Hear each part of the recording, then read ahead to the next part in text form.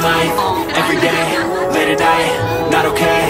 All I want, and I pray, all I need are some better days. Fuck me, I'm looking in the mirror, so foggy, but I've never seen clearer. I don't really think anyone can save me, and I'm living life, everyday, late at night, not okay.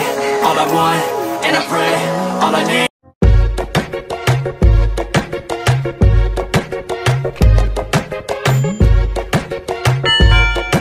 Tara, let's Lego! Nakailang palit na po yan siya. Ano na guys, tara na.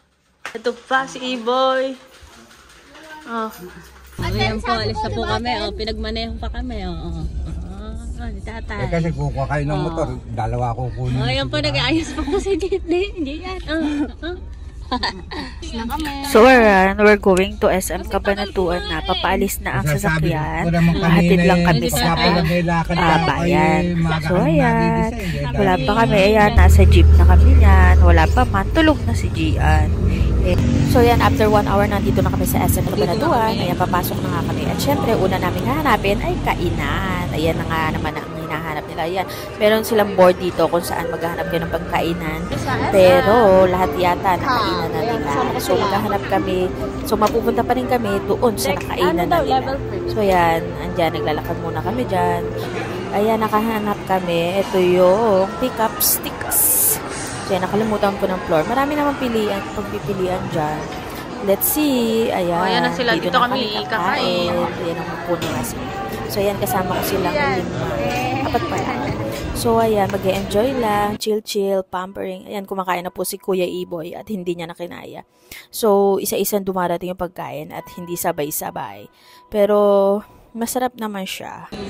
Ayan, meron kaming french fries with cheese. O, diba? So, this one is beef ramen. So, lechon Macau. Ayan, french fries with cheese. And ayan, pork rib. Pork din siya na may soup. So, ayun, nakalimutan ko lang yung name. So, ayan, let's eat. And then, this one is platter siya na may mga siomay, ganyan, iba't ibang klaseng siomay. So, ayan siya. Ang ganda. Looks yummy. So, ayan, kakain na kami. At may iba pang hindi nakarating na pagkain. But, we will start na. Si Kuya E-Boy nakakain. Wow! Ang damo! So, ayan, dumating na din food ni Gian. Ayan, pork. And kay Dindin, like a Japanese style, o diba, bento. Ayan na din sa akin, dumating na rin. So, kainan na kami. 2,000 years later. So, ayan, tapos na. Ang bilis, diba? O, ayan, relax, tatayo na. And pupunta rin kami sa salon after. So, ayan, nandito na kami sa David Salon. Ayan, pampering yourself. So, ayan, first time ko rin dito magpagawa ng hair. And let's see if what will happen. So, ayan, nagtitingin ako ng mga color. Kala ko makakapagpa-color ako dyan. So, ayan, nandito kami ngayon sa David Salon. Pero, nagpa-keratin treatment lang ako. And si Gia nagpa-bleach. Ayan, si Dindin, collagen.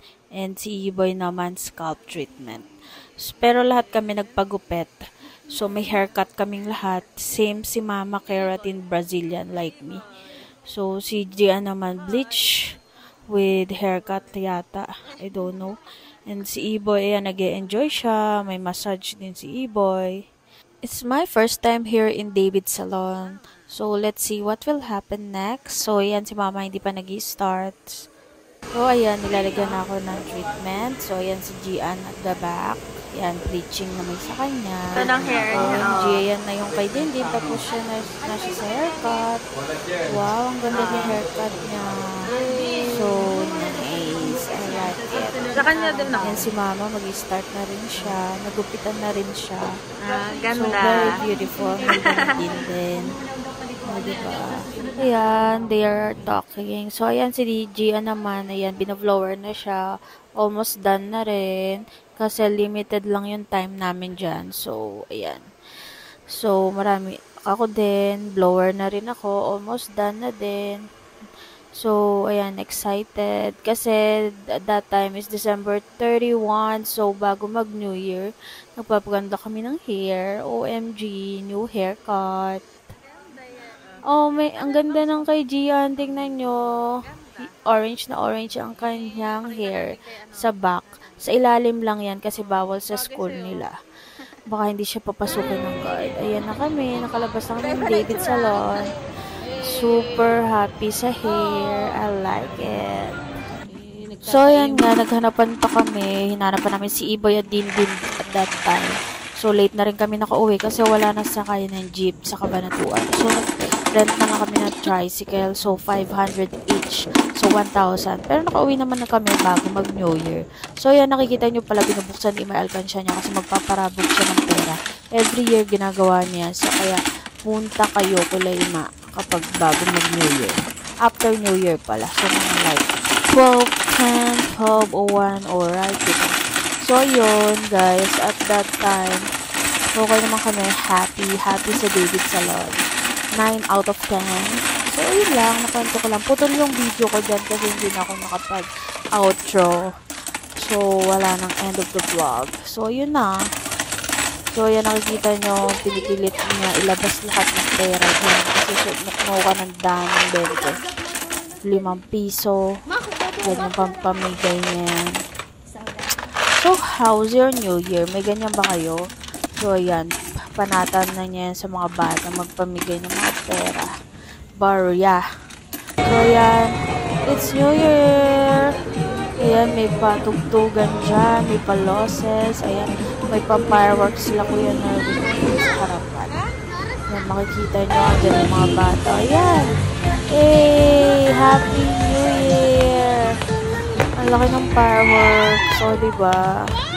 Super nice. Ang tataas ng fireworks na yan. Ay, fireworks ba yan? Hindi ko alam. Fireworks hanggang ano, diba?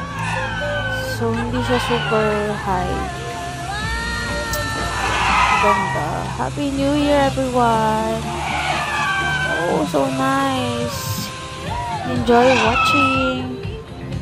Yan. So, hindi... Ayan, tapos na. Meron pa yan, mahaba pa yan.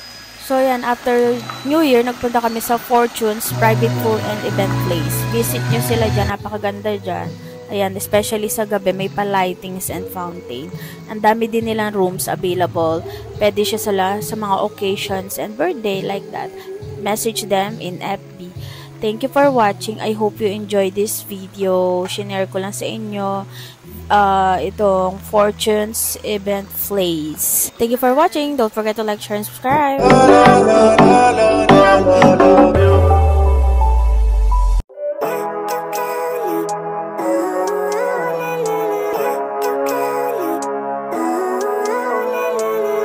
Living life, every day, late at night, not okay. All I want, and I pray